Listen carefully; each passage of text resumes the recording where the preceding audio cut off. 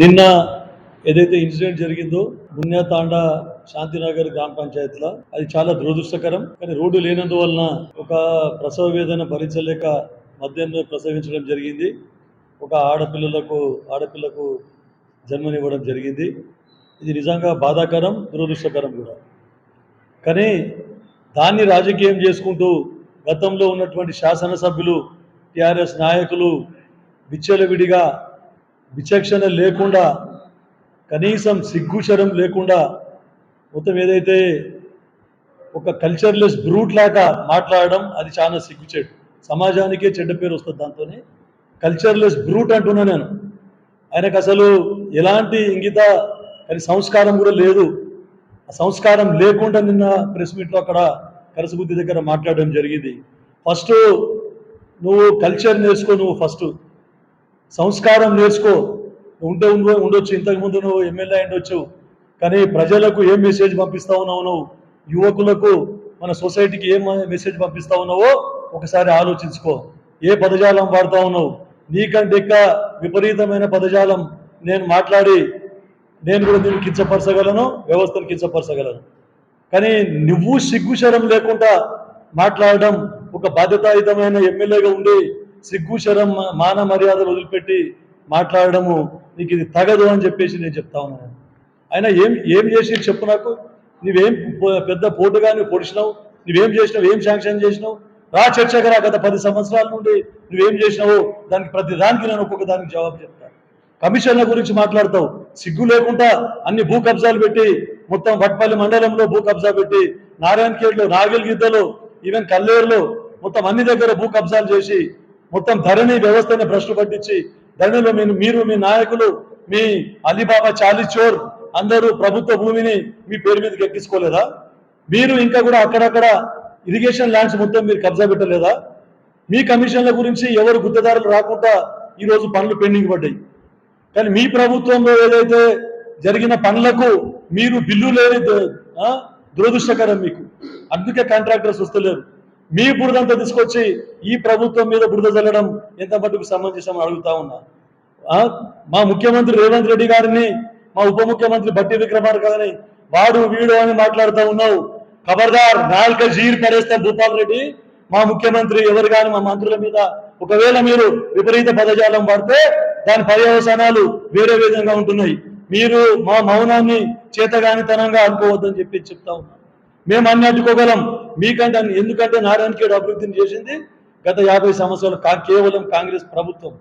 మీరు సోనియా గాంధీ ఇచ్చిన తెలంగాణలో 17,000 కోట్ల రూపాయలు మిగులు బడ్జెట్ ఉంటే మీరు దాన్ని భ్రష్టు పట్టించి మీ అవసరాల గురించి మొత్తం మీ కమిషన్ల గురించి ఉన్న బడ్జెట్ మొత్తము డైవర్ట్ చేసుకొని భ్రష్టు పట్టించిండ్రు, దివాలా తీసిండ్రు, బ్యాంక్రప్ట్ చేసిండ్రు తెలంగాణ రాష్ట్రాన్ని అని చెప్పేసి ఈరోజు 7.5 లక్షల కోట్ల అప్పు. ప్రతి డిపార్ట్మెంట్ లో కూడా డ్యూసు, కరెంట్ డిపార్ట్మెంట్ లో డ్యూసు, ఆర్టీసీలో డ్యూసు, ఫిషరీస్ లో డ్యూసు, ఎడ్యుకేషన్ డిపార్ట్మెంట్ లో డ్యూసు, ప్రతి దాంట్లో డ్యూసు, అన్ని డిపార్ట్మెంట్లలో డ్యూస్ పెట్టిపోయినరు.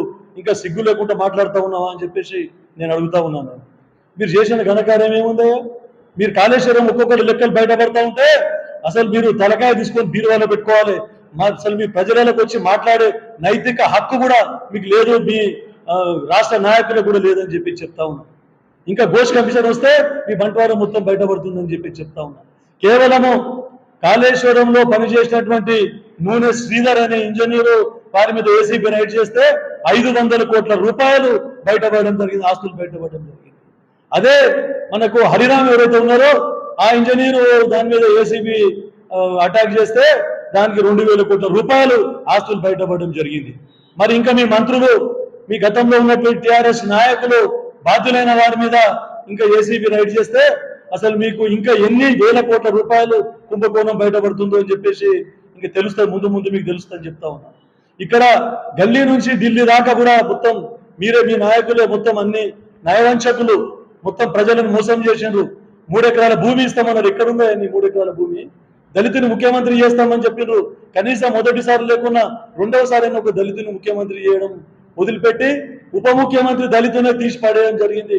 సిగ్గుచేటు మీ ప్రభుత్వానికి అని చెప్పేసి సిగ్గుండాలి. కనీసం జర్నలిస్టులు ఒక్కొక్కరు 5 లక్షల రూపాయలు తీసుకొని జర్నలిస్టులకు ప్లాట్లు ఇచ్చినావు. ఇంకా నీకు ఉదారత్వం ఎక్కడుందా నీకు? తర్వాత ఇది డబుల్ బెడ్రూమ్ ఇళ్ళ గురించి నువ్వు ధర్నా చేపిస్తున్నావు. డబుల్ బెడ్రూమ్ ఇళ్లలో ఒక్కొక్కరితో 50,000 నుంచి ₹1,00,000 వరకు తీసుకునే మొత్తం బయటపడతా ఉన్నాయి. డబుల్ బెడ్రూమ్లు మొత్తం లాటరీ వేసి లాటరీ అంతా మొత్తం బోగస్ డబుల్ బెడ్రూమ్లు ఇళ్ళ నీ అనుచరులకు ఇచ్చుకున్నావు. ఒక్కొక్క నీ బినామీకి నీ అనుచరునికి 4 ఇళ్ళు ఇచ్చుకున్నావు. మరి ఎంత మటుకు సంబంధించిన ఇల్లు లేని వాళ్ళు నిరుపేదలు ఎంతో మంది ఉన్నారు. మరి నీ కార్యకర్తలకు ఇండ్లు ఇచ్చుకున్నావు, ప్లాట్లు ఇచ్చుకున్నావు. అవన్నీ తొలగించి మేమందరం న్యాయంగా చేయాలంటే నువ్వు వాళ్ళందరినీ ప్రజలు ఉసిగొల్పి ధర్నా చేపిస్తావు. నువ్వు కనీసం సిగ్గుండాలని నీకు అని చెప్పేసి మరీ అడుగుతా ఉన్నా నేను. నాకు తెలియగానే మా ఇంజనీర్లను పంపించిన R&B వాళ్ళని, తర్వాత పంచాయతీరాజ్ వాళ్ళని పంపించి అక్కడ రోడ్డు పరిస్థితి ఏముందని నేను చూడడం జరిగింది. ఇది ఒకటే కాదు, మరి నువ్వు 10 సంవత్సరాలు మిగులు బడ్జెట్ రాష్ట్రం మీ చేతిలో పెడితే గతంలో 23 జిల్లాలకు మనకు రాష్ట్రంలో ఉమ్మడి రాష్ట్రంలో బడ్జెట్ ఉండకుండే. అందరు వలస పాలకులు ఉండ్రి. మనకు వివక్ష జరుగుతా ఉన్న తెలంగాణ రాష్ట్రానికనే మనం నీళ్లు తెచ్చుకున్నాం. మనం నిధులు నియామకాలు అని తెలంగాణ తెచ్చుకున్నాం. తెలంగాణ తెచ్చుకున్న తర్వాత ప్రజలు మీకు అధికారం కట్టబెడితే మీరు చేసిన ఘనకార్యం ఏముంది? 700 లక్షలు 8 లక్షల కోట్ల అప్పుతోనే మొత్తం రాష్ట్రాన్ని దివాలా తీయించి ఈరోజు కాంగ్రెస్కు అప్పచెప్పడం జరిగింది. దానికి బాధ్యులు మీరు కాదా? పోనీ ఇన్ఫ్రాస్ట్రక్చర్ ఎక్కడ డెవలప్ చేసిండ్రా? ఒక ఉద్యోగం ఇచ్చిండ్రా ఎక్కడన్నా? చెప్పండి. ఒక group 1, group 2, group 3, group 4 exam conduct చేయడం జరిగిందా? టీఎస్పీఎస్సీ పరీక్ష పేపర్ లీకేజే. ఎక్కడ పోయినా అన్ని పేపర్ లీకేజీలు. ఎక్కడ పోయినా పేపర్ వాల్యుయేషన్ లో ఎంతో మంది విద్యార్థులు మొత్తం ప్రాణాలు కోల్పోవడం జరిగింది. మరి మీరు ఏం చేసిందని అడుగుతా ఉన్నా నేను. అన్ని పేపర్ లీకేజీలు, ఎక్కడ పోయినా పేపర్ లీకేజీలే.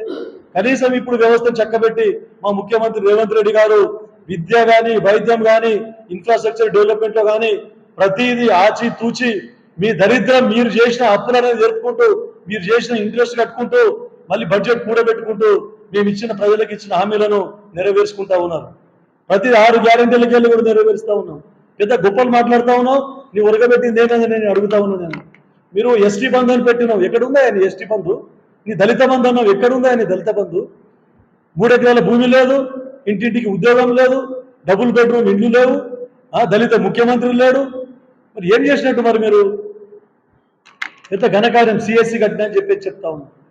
సిఎస్సి కట్టుడు కాదు, అది central government funds national rural health machine కింద పిఎస్సీలు కానీ, సబ్ సెంటర్లు కానీ, కమ్యూనిటీ హెల్త్ సెంటర్లు కానీ గవర్నమెంట్ శాంక్షన్ చేస్తుంది.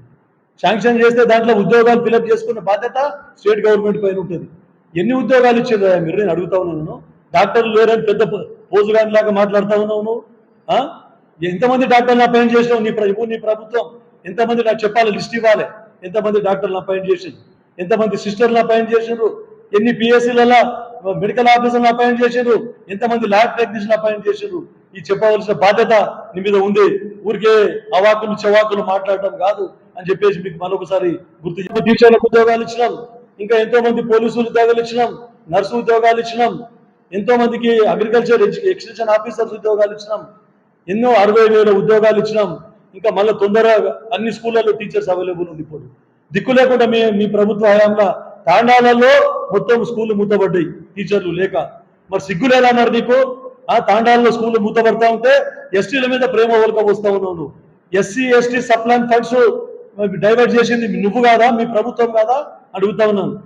కావాలంటే ప్రూఫ్ తో సాగిపిస్తా నీకు. రమ్మని ఫైనాన్స్ కి పోదాం. గత 10 సంవత్సరాలలో ఎస్టీ ఎస్సీఎఫ్ ఫండ్స్ మీరేం చేసిండ్రు? మళ్ళీ మా ప్రభుత్వం వచ్చిన 2 సంవత్సరాలలో ST SC funds sub plan funds మేమేం డెవలప్మెంట్ చేసినామని రికార్డ్స్ తో సహా చూస్తా. నీ ముఖం మీద ముక్కు నేలకు రాస్తావా నా చెప్పేసి నీకు అడుగుతా ఉన్నాను. అదొకటే కాకుండా పెద్ద సెంట్రల్ గవర్నమెంట్ వచ్చిన ఫండ్స్ తాండాలకు మేము రోడ్ వేసిన అంటున్నాం. గతంలో కాంగ్రెస్ ప్రభుత్వంలో ఉమ్మడి ఆంధ్రప్రదేశ్ లో ప్రతి తాండాకు నామకరణం చేసి, ప్రతి తాండాను రెవెన్యూ విలేజ్ లో కలిపి, ప్రతి తాండాను జీపీగా చేసి, అప్పుడు కూడా మీరు అసలు రెవెన్యూ విలేజే లేదు, గ్రామ పంచాయతీ ఇచ్చి మన పేరుకు మీ కమిషన్ల గురించి ట్రాక్టర్లు ఇచ్చిండ్రు. ట్రాక్టర్లు ఈఎంఐ కూడా కట్టలేకుండా పాపం సర్పంచ్లు అందరూ అప్పుల పాలైంది. ఇప్పుడు ప్రభుత్వాలలో అప్పుల పాలైనరు అని చెప్పేసి సెక్రటరీలు బాధపడుతున్నారు, గొప్పగా చెప్పుకుంటా ఉన్నాం. మీరు చేసిన ఘనకార్యం మీరు ఏముంది? అసలు 6 నెలలు పారిశుద్ధ్య కార్యక్రమాలకు మీరు జీతాలు ఇవ్వలేని పరిస్థితి ఉండే మీకు. మీ సర్పంచ్ల ఫండ్స్ కూడా మీకు తక్కబడ్డాయి, ఉపాధి హామీ పనుల పైసలు కూడా మీకు తక్కబడ్డాయి. అన్నిటిని తీసుకొని పోయి డైవర్ట్ చేసి కాళేశ్వరం గంగలో పోసిండ్రు మీరు. 40,000 కోట్లు 49,000 కోట్ల రూపాయలతో అయ్యే కాళేశ్వరానికి 1,20,000 కోట్ల రూపాయలు ఖర్చు పెట్టిన దిక్కుమాలిన కాళేశ్వరం మీ కమిషన్ల గురించి ప్లేస్ మార్చి ఈ రోజు మీరు మళ్ళా దాన్ని భ్రష్టు పట్టించి తెలంగాణ రాష్ట్రాన్ని అప్పుల పాలు చేసింది మీరు కాదా అని చెప్పేసి నేను అడుగుతా ఉన్నాను. 70 లక్షల రూపాయలు, అవును ఎన్ని పైసలు ఆడ 1000 రూపాయలు కూడా లేవు, 1000 కోట్లు కూడా లేవు, కానీ లక్షల కోట్ల రూపాయల పనులు ఖాళీ పేపర్ల మీద పెట్టిండ్రు. దళిత బంధు అని చెప్పిండ్రు, దళిత బంధు అక్కడ పైసలు లేవు, మీకు మొదటి తారీఖు వస్తే జీతాలు ఇవ్వలేని దుస్థితిలో మీ ప్రభుత్వం ఉంటే 1000 కోట్ల రూపాయలు కేవలం కాగితాలకే పరిమితం చేసి మీరు పనులు శాంక్షన్ చేయడం జరిగింది.